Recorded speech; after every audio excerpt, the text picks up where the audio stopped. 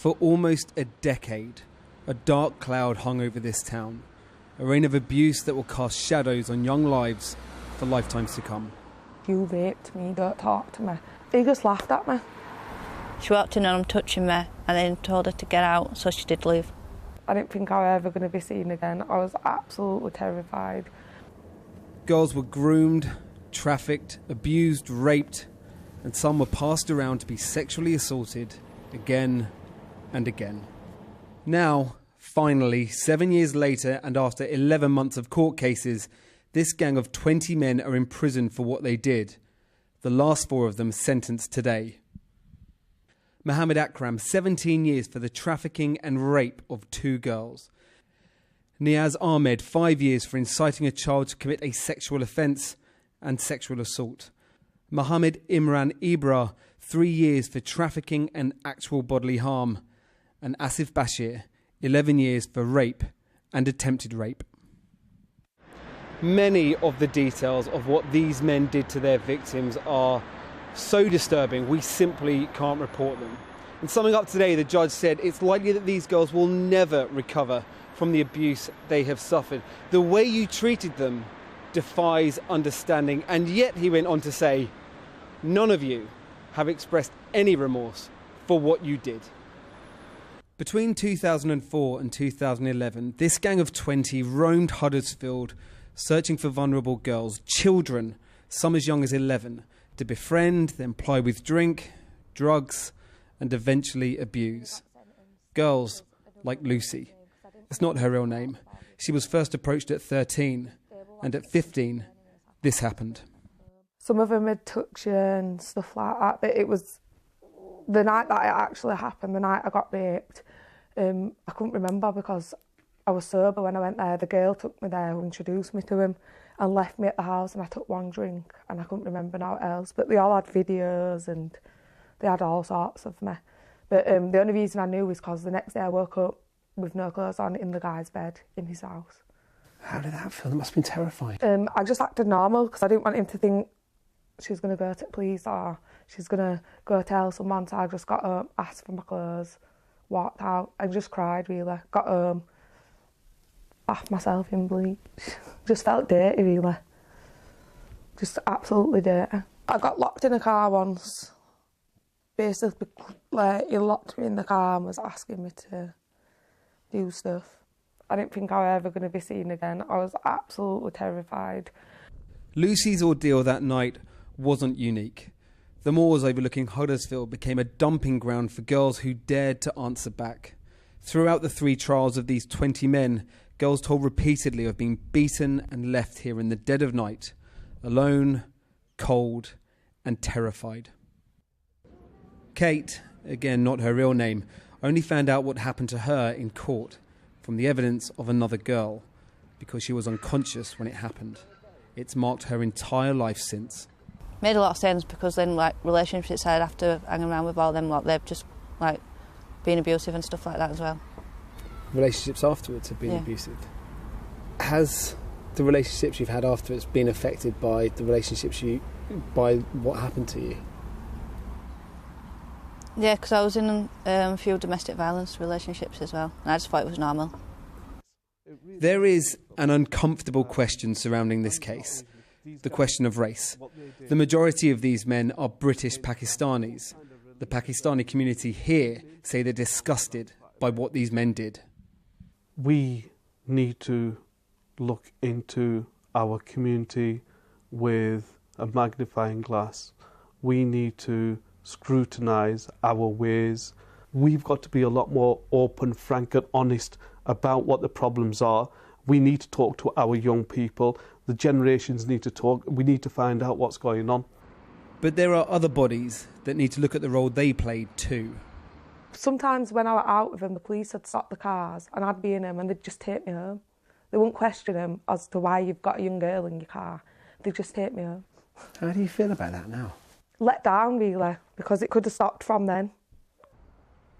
Kirklees councils say they're launching an independent review of whether authorities failed the victims in this case. Maybe it will provide answers. Hopefully, it will provide some closure and a future for the girls, now women, who suffered so much in their past. That's been happening for decades. You know, this isn't something that's just popped up. We're now talking about it because of the exposures, you know, such as Rotherham and Rochdale and Telford and now Huddersfield. This isn't going to just all of a sudden go away because we're talking about it on the news, and paedophiles and child rapists aren't going to say, oh, well, actually, you know, people such as Sammy are on the TV, let's just stop raping children. It don't work like that. And Sammy, when you were being groomed, did you feel that the authorities just weren't taking you seriously enough? I was never treated as a victim. I was always treated as his girlfriend, his mistress, and somebody that was a part of his gang rather than somebody that was a victim to it. And unfortunately, a lot of us were just viewed as, you know, little slags and these lovesick teenagers that kept going back. We was always blamed, and unfortunately, that's still happening. I mean, when she says that this is still going on, you know, in large proportions, do you agree with that? It's as real now as it ever has been, and I think, as Sammy just said a moment ago, firstly, it has to be said that people like Sammy are extraordinarily brave, and it's victims and survivors that know more about this than us or any other practitioner or professional. But what they will tell you is that we've been incompetent in the past, and what we are now seeing is, in effect, a reckoning. We're getting substantially better at dealing with these types of cases, but we are still at the tip of the iceberg. Why, considering everything that we know now, everything that we've learned over recent years, over these painful trials that people like Sammy have had to witness, it's still going on? Well, the offenders, as Sammy's already identified, will do it anyway. They think they can get away with it. They'll carry on doing it. It's second nature to them. For the professionals, what do you mean by second nature to them? They enjoy it. They'll carry on doing it. They'll find somebody vulnerable that they can groom and sexually abuse, and unless we step in, they'll carry on doing that. So that's the reality that we're dealing with. But when it comes to what the professionals are doing, some of it is resources. You know, there's been a substantial reduction in the children's services and policing, etc., etc. The victims of this type of behaviour don't walk into a police station invariably and say, look, I am being sexually abused. So you have to go out and seek them. You have to build trust and confidence to encourage them to come forward. You've got to give them lifetime support after they do come forward. And I can assure you there are too many organisations, too many institutions that are not prepared to do that. To what extent is the community from which the vast majority of the men doing this, to blame? And we're talking about Pakistani British men. Matt, criminality begins and ends with a criminal. Let's start with that. And we all know that most sex offenders in this country are British white men. But when it comes to this type of model of grooming, street grooming, yes, British Pakistani men are disproportionately involved. And yes, there's great work going on. I'm sure Sammy's seen it. I've seen some great work happening up and down the country to try and engage with young people and young men to try and ensure that groomers of the future don't result, and also that they are able to identify those who are committing these crimes right now and refer it to the police. But it is still work in progress. And I'm always concerned, to be frank, that once the circus has left town, once this case has been dealt with, it goes quiet. Nobody does anything in the community. Nobody does anything in terms of professionals as well. Right. And then something else happens. Suddenly they become excited. Then they go away again. You have to do this relentlessly. It's like Groundhog Day. I feel like I'm in constant Groundhog Day. So we'll hear something on the news, we'll all make a big buzz about it, and then it all goes away, and a few months later we'll keep doing it. One of the causes of why this was allowed to flourish in the past was the sensitivities given the ethnic identities of many of the perpetrators. Yeah. Is that still the case?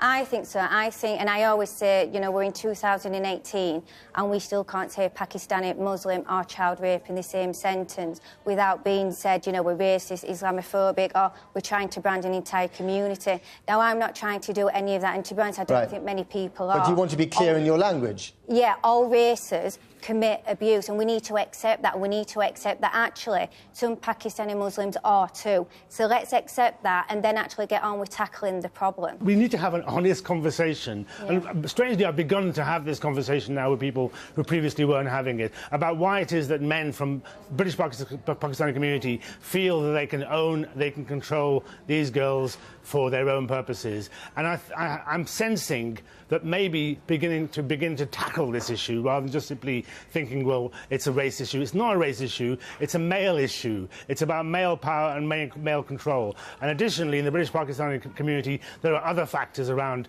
no relationship education, around loose networks, around the nighttime economy, etc., etc. But unless we have an honest conversation about it, it'll carry on happening. Is there a danger that if we're not absolutely clear what we're talking about here, if we're not honest with each other, that this debate can be hijacked, especially by the extreme right? Well, it has been, hasn't it? I mean, the right, the far right, have tried to exploit this. They don't care about the victims. I've seen so many occasions, in some of the trials I've dealt with, they're determined for the case to be stopped in some way through a mistrial so that they will be able to say, look, there's no justice in the world, let's take the streets. So they don't have any interest in the victims. The defendant obviously wants to stop the trials as well because they get away, and they get away with this. We, bigots, as you know, Matt, don't need an excuse to hate us. So why do we give them an excuse to hate us? This is an issue the communities themselves should own and should deal with.